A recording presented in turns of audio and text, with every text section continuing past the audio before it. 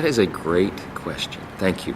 I'm going to tell you, this is not a talking point for me. It really is a priority, and I think a keen need. I think what's happened in our politics, federal, state, even local level, is it's become too coarsened, and we don't get anywhere by being angry and mean at one another, right? I've actually been, I think, a pretty good model for what civil discourse looks like, and I've been one of the advocates calling out for that because it's a keen need for us right now.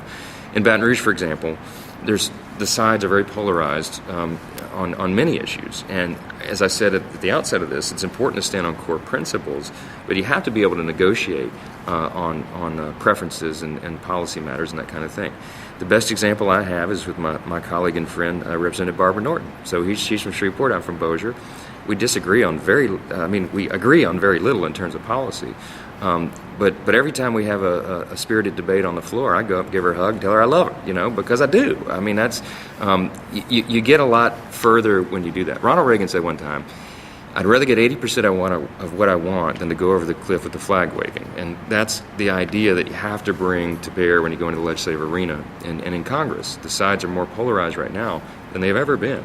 And it's going to be key in the next 2 to 4 to 6 to 8 years for our elected representatives to be able to reach across the aisle and just be kind to one another, because that's how you reason together and you learn one another's true ideas, and that's, I think it's important. Never compromise core principles, but work with people to get things done. It's critically important, and I've shown how to do it in Baton Rouge, and that's just who I am. I would continue to do that. I quote Reagan all the time, but he was a good model for me. But Reagan and Tip O'Neill were political, at odds. I mean, he was the Speaker of the House when Reagan was president, and they would go to battle at the Capitol.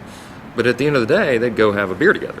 I mean, they were great friends, and that was the way to do it. You stand strong on your principles, but you be collegial and respectful to everyone, and that's, I think, the way the founders envisioned the system to work. So.